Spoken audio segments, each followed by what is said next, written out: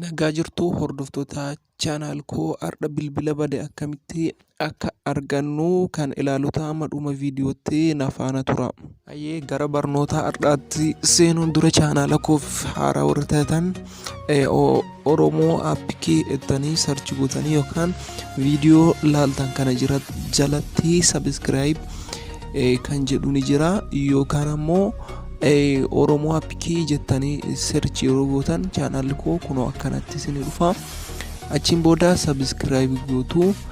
Achiin booda akka viidiyoon dhiifamu dafee isin dhaqqabuu fi notifiikeeshinii kana all irra gootu.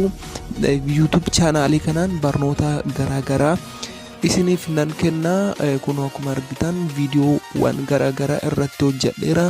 Amma achis irratti nan hojjedha. Sabiskiraayib gochuun maatii keenya ta'a. Gara viidiyoo har'aatti mee waliin haa deemnu. Barnootichaatti yeroo seenu seetingii amma isinitti agarsiisu kana hundi keessan sirreeffachuu qabdu. Bilbila keenya seetingii keessa galla sirreessuuf jechuudha. Achiin booda security and location kan jedhu biranidha jechuudha. Achiin booda find my phone kan jedhu jechuudha. On gochuu qabna. Kana yoo on goone bilbilli keenya yeroo badee argachuu ni dandeenya. Warri on hin godhatin find my phone jechuudha. Ammuma on godhadha. Kunoo find my phone kan jedhu akkanattira keessan off ta'eeti jira jechuudha. Haala kanaan on godhachuu ni dandeessu. On gochuu fi kunoo akkuma argitan off kan jettu san on kan jettu san keessan off jedha gara onitti jijjiiruu qofaadha. Kana yoo gootanii bilbilli keessan isin jalaa badus haala salphaan deebistanii argachuu ni dandeessu jechuudha. Kunoo akkanatti on gootu. Achiin booda bilbilli keessan badee haa jennu. Bilbilli keessan yeroo badee gara bilbila hiriyaa keessanitti deemuun fakkeenyaaf kun bilbila hiriyaa kooti yookaan bilbila birootee haa jedhu. Achiin booda kiroomii yookaan biroozariitti fayyadamtan kamiyyuu banuun find my device jettanii search gootu jechuudha. Find my device. Find my device jettanii search ni gootu. Kiroomii kamirratti biroozariitti fayyadamtan kamirratti ni hojjeta. Kunoo akkanatti yeroo isin dhufu websaayitii jalqabarra jiru find my device google kan jedhu jechuudha.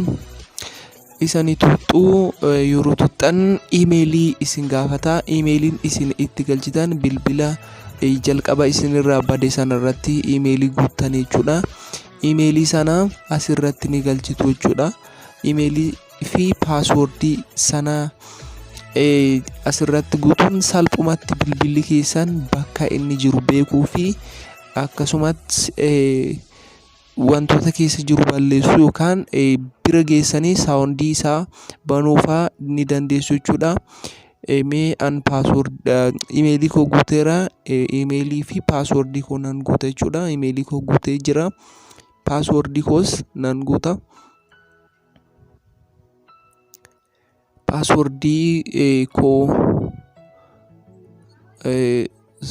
paaswoordii guutu jira. Paaswoordii erga guuteen booda nekistedha. Kun akkuma argitan gara kanatti isin fida jechuudha. Kun googilii maappiidha jechuudha. Bakka bilbilli keessan jiru isinitti agarsiisa jechuudha.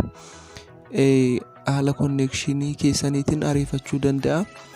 Haala kanaan salphumatti bakka bilbilli keessan jiru beekuu fi akkasumas bilbila keessan qollofuu fa'aa ni dandeessu. Saawundii wayii irraa banuu ni dandeessu.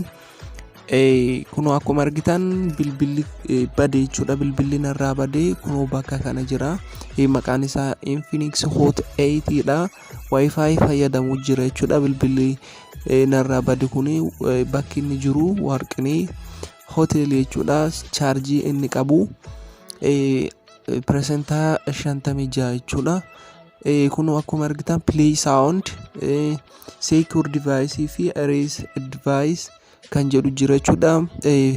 Faayila wayii achirraa balleessuu ni dandeessu. Akkasumas Lookeeshinii kanaan bilbila keessan fakkeenyaaf hattuun yoo hatee jiraate lookeeshinii kana fayyadamtanii erga argitanii booda bira geessanii play sound kan jedhu kana tuquun bilbilli keessan akka ta'e beektanii haala salphaan hattuu sana qabsiistanii bilbila keessan deebifachuu ni dandeettan jechuudha.